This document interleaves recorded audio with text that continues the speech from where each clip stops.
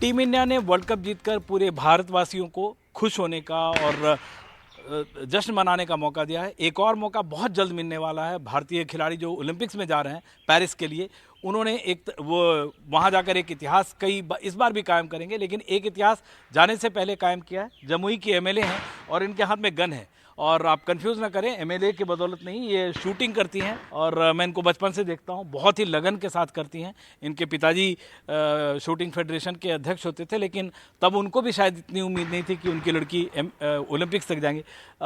श्रेयसी, आपने जो इससे पहले भी जीता है, शूटिंग में आपने बहुत सारा जीता है, अब एमएलए हैं और यहाँ शूटिंग में जा रही है। आपको लगा था कभी करियर छूट जाएगा शूटिंग का? क्योंकि मैं पहले जब आपसे बात करता था तो आपने कॉमनवेल्थ में गोल्ड जीता था।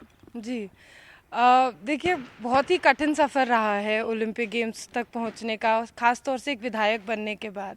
क्योंकि जब मैंने राजनीति में अपना पहला कदम रखा था और जमुई के लोगों ने वहाँ पे ढेर सारा वोट, ढेर सारा आशीर्वाद देके मुझे एक मौका दिया वहाँ के लोगों की सेवा करने का, तो मुझे कहीं ना कहीं मन तो था कि मैं शूटिंग करती रहूँगी और देश के लिए, बिहार के लिए खेलती रहूँगी। लेकिन हाँ, क्योंकि शूटिंग रेंज अभी भी बिहार में नहीं है, इस वजह से मन में लगता था कि शायद शूटिंग छूट जाएगी। क्योंकि मैं ईमानदारी से लोगों के लिए काम करना चाहती थी, लोगों के लिए सेवा करना चाहती हूँ। लेकिन मैंने देखा कि किस तरह से धीरे धीरे जब लाइफ आगे बढ़ी, तो मैं शूटिंग के साथ साथ विधायक का भी सारा काम, जितनी भी मेरी उपस्थिति दर्ज होनी होती है जहाँ पे भी, वो भी सारे प्रोग्राम्स में कर पा रही हूँ।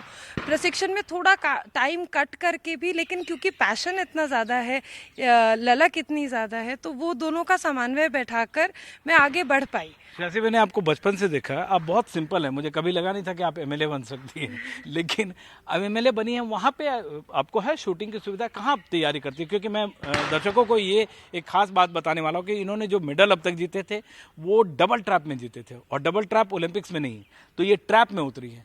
और बड़ी बात इसलिए भी श्रेयसी, ये इसको मैं बहुत बड़ा चैलेंज इसलिए मानता हूँ क्योंकि देखिए, राठौर उन्होंने ओलंपिक मेडल जीता, डबल ट्रैप में छोड़ दिया। रंजन सोढी वर्ल्ड रिकॉर्ड बनाया, लेकिन डबल ट्रैप के बाद गेम हटा तो छोड़ दिया। आपने डबल ट्रैप को छोड़ के फिर ट्रैप को चुना है। जी, देखिए, डबल ट्रैप और ट्रैप में दोनों ही शुरुआती दौर से एक साथ करती थी और दोनों में ही काफ़ी अच्छा प्रदर्शन रहा है। लेकिन हाँ, जो आपने बात बोली वो सही है कि राष्ट्रमंडल खेलों में जो मेरे पदक आए वो डबल ट्रैप में आए थे।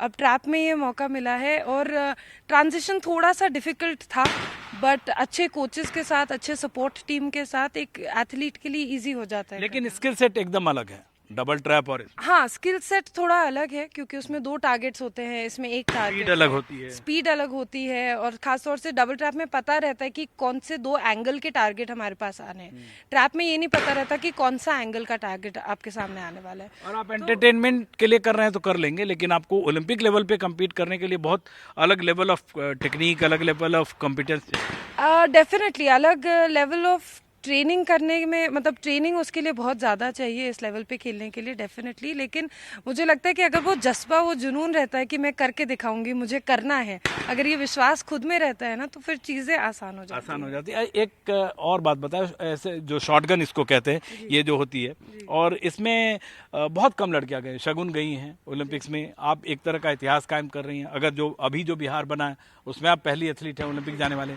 बिहार को आप खेलों में मतलब और रिप्रेजेंटेशन, पहले गए हैं प्लेयर्स डुंगडुंग वगैरह जो, लेकिन कंबाइंड बिहार था, तो आपको लगता है कि बिहार का अभी, आजकल मैंने जैवलिन के लिए भी गया था यहाँ एथलेटिक्स में, 1-2 लड़की बिहार की जैवलिन भी कर रही है। आपको लगता है कि बिहार से आएंगे और एथलीट?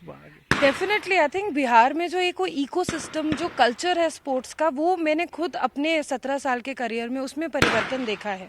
मैंने देखा है कि किस तरह से अब खिलाड़ियों के लिए, खेलों के लिए ये योजनाएं हैं जो धरातल पर उतर रही हैं, जिससे टैलेंट है। डेफिनेटली, देखिए, टैलेंट छुपा नहीं है, हर बिहारी में टैलेंट है और वही बिहार की मिट्टी मेरी रगों में भी है।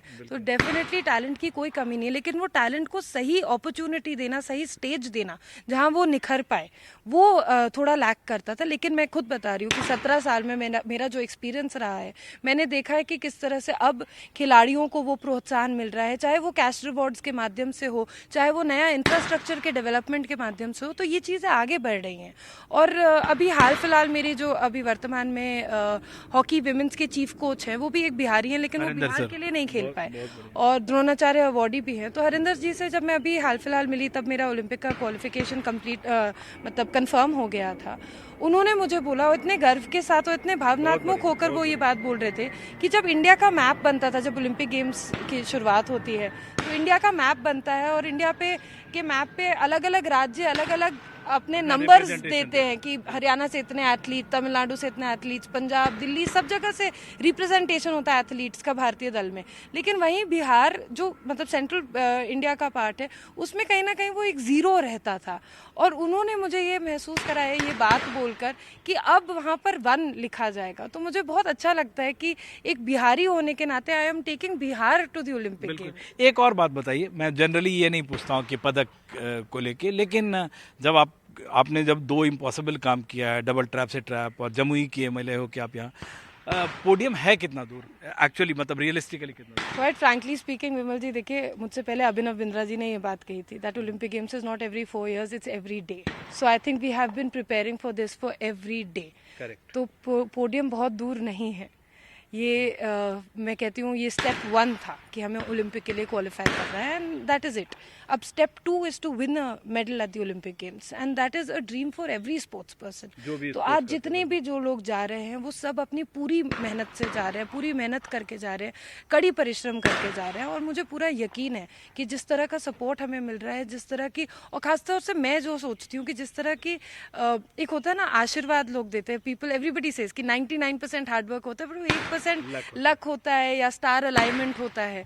तो मुझे लगता है कि 99% हार्डवर्क तो मैं करके दिखाऊंगी, मतलब मैं अपनी तरफ से 100% हार्डवर्क करके ओलंपिक गेम्स तक पहुंच मतलब उस दिन मैं परफॉर्मेंस के लिए खड़ी होंगी।